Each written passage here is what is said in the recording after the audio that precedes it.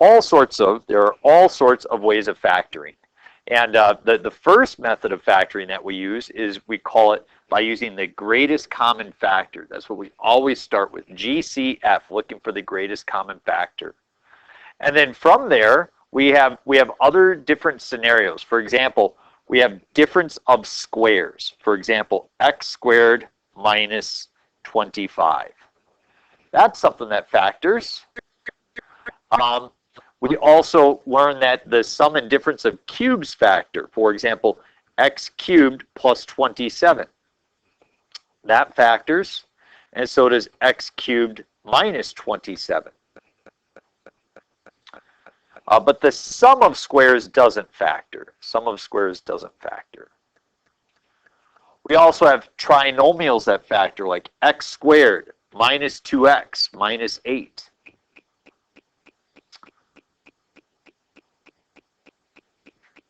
Or something that has a number in front, like 4x squared minus 12x plus 9. That factors as well.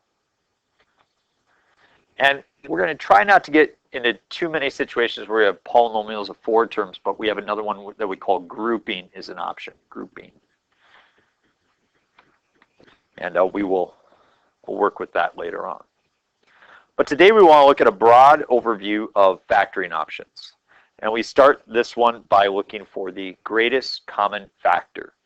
So factor means to write as multiplication. When things are written as multiplication, that lends itself to a very useful thing for us.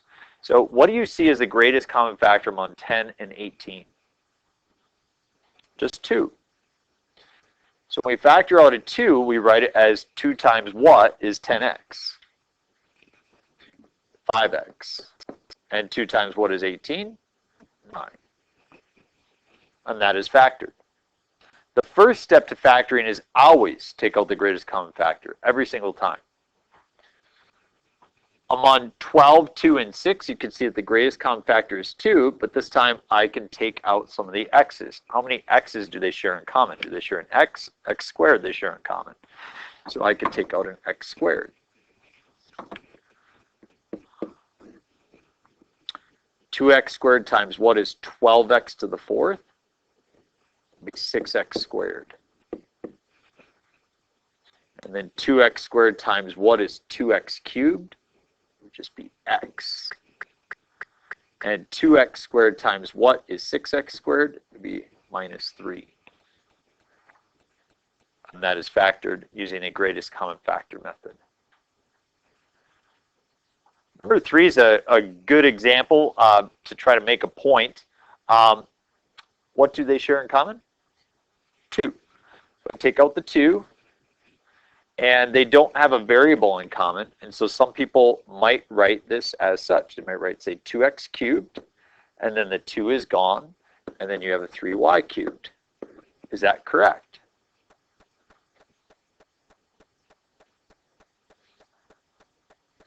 You can always check it by multiplying it back through. 2 times 2x cubed is 4x cubed. And 2 times 3x cubed is 6y cubed. Notice I'm missing the negative 2, aren't I? Yeah, you do. So that's a common thing that people do to make a mistake in this situation. Again, the question is, 2 times what is negative 2? That would be a negative 1. And then 2 times 3y cubed is 6y cubed. So that's the greatest common factor. So if you see the same number out front that sits in the middle there, make sure you put a 1. Try factoring example 4 on your own, and please make sure you start with a negative sign out front. Start with a negative sign. Take out a negative, okay? So you can do that one on your own.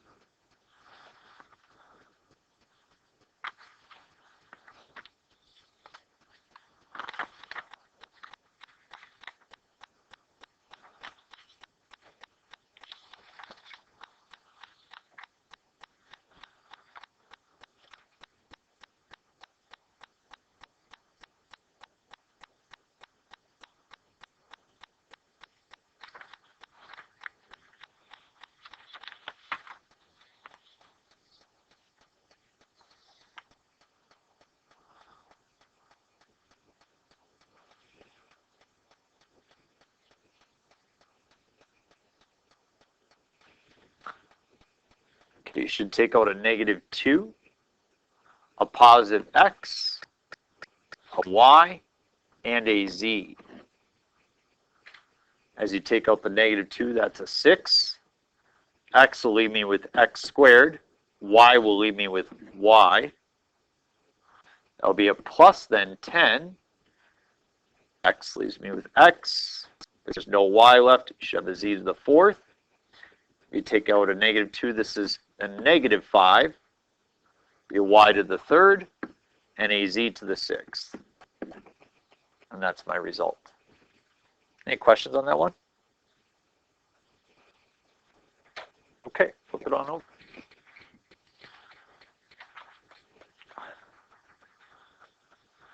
Sometimes you end up with expressions that it's difficult to see exactly what the common factor is. Does somebody see a number that divides evenly into 80 and 48?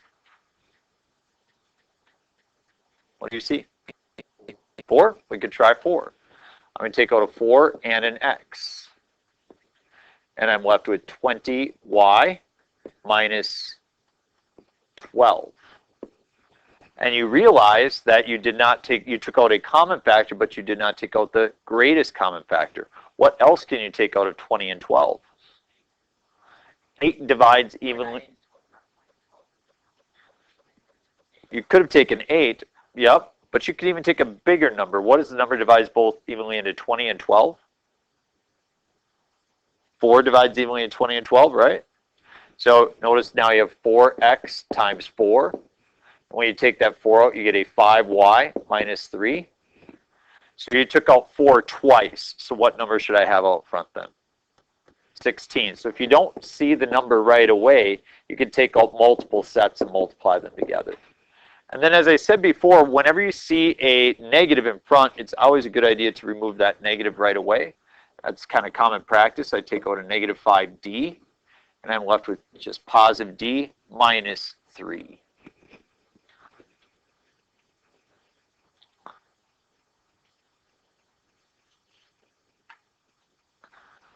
Another option to factoring is factor trinomials. Trinomials have 3 parts to them, and they often factor to 2 binomials. So we're kind of reverse foiling at this point. You may know what goes in front. X and x. And I need 2 numbers that multiply to -15 that add to 2. 2 numbers, -3 and +5. Now, is that the same as x plus 5 times x minus 3? Yep, this is the same. Is that the same as x plus 3 and x minus 5? No, that's not the same. Okay. Why don't you try examples 8, 9, and 10 on your own. See if you can factor those. Okay, see if you can factor those.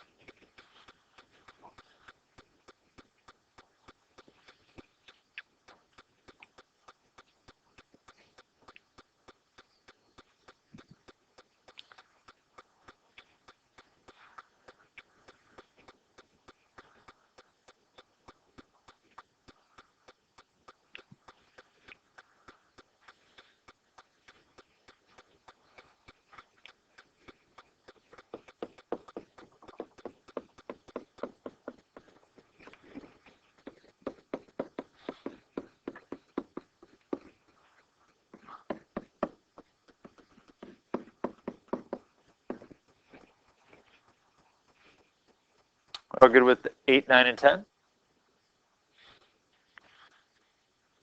Number 11 factors to, I saw somebody write it already, x plus 8 times x plus 8. You may know how we should write it if we have the same binomial twice. Yep, x plus 8 quantity squared. Similarly here, this would be an x minus 1 times an x minus 1. So we write it as x minus 1 quantity squared.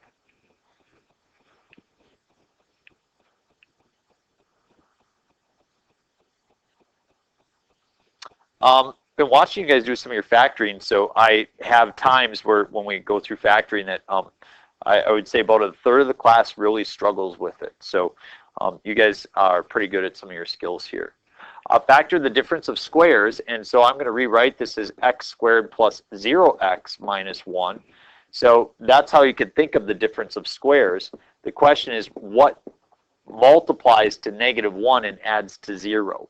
What multiplies to negative 1 and adds to 0? Positive 1 and negative 1. Those multiply to negative 1 and they add to 0. So that's why difference of two squares factors to just positive and negative. And if you look, the first part's a perfect square. It's x times x. And the 9 on the end is a perfect square. Plus 3 and minus 3. Let's get to one that's a little bit more difficult here. X squared minus 196. X and x, anybody know what you multiply by itself to get 196? Well, let's try 10 squared is 100. Anybody know 11 squared? 121. 12 squared? 144. 13 squared? 169. 14 squared is 196. So it's plus 14 and minus 14.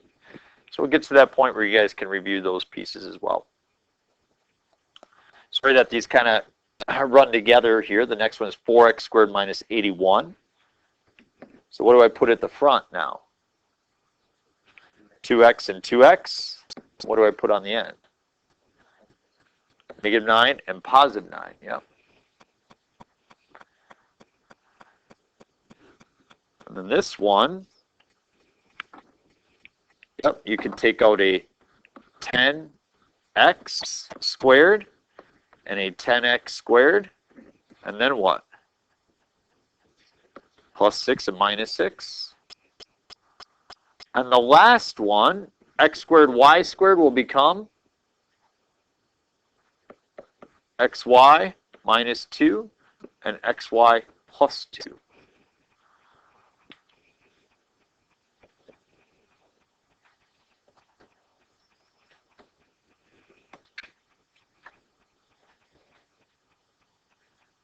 All right, we flip it over for the last part. So now let's put all together. Now we need to factor completely. We need to factor completely, okay? So what does factoring completely mean? What do you think you do first? What is the first rule to factoring? Greatest common factor. And what is the greatest common factor here? 2. So I take that out. I'm left with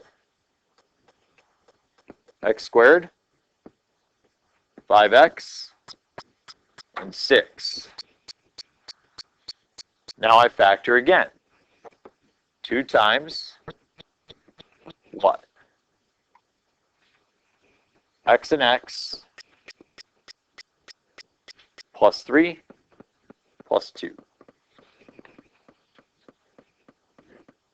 I look at the next example, 3x squared minus 75. What's the common factor? 3, take it out, and you're left with x squared minus 25. That's not a trinomial, but it is the difference of squares. So we get 3 times x minus 5 and x plus 5.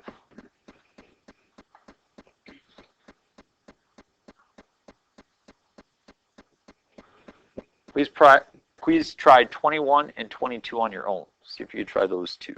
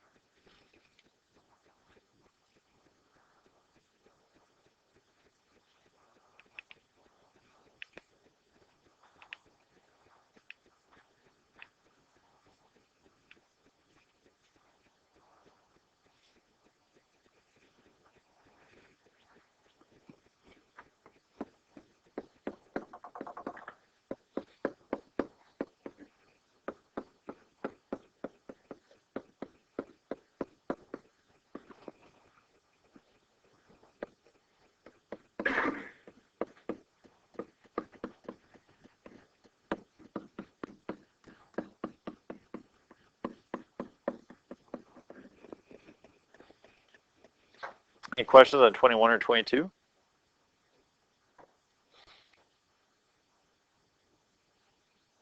Okay. 23, what do I do first? What can you take out? Take out 7. So I have x squared minus 6x plus 9. So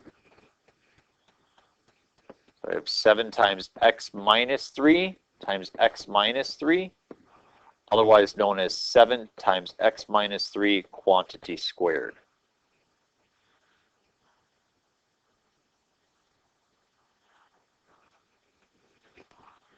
We're going to skip that example. Here you can take out 2. X squared minus, what is half of 98?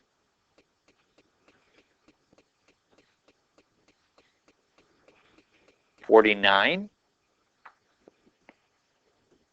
So we have 2 times x minus 7 times x plus 7.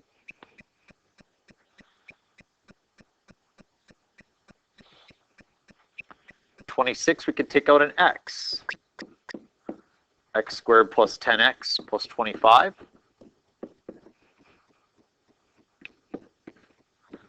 X plus 5 times x plus 5, or x plus 5 quantity squared. Why don't you try 27 on your own? 27 on your own.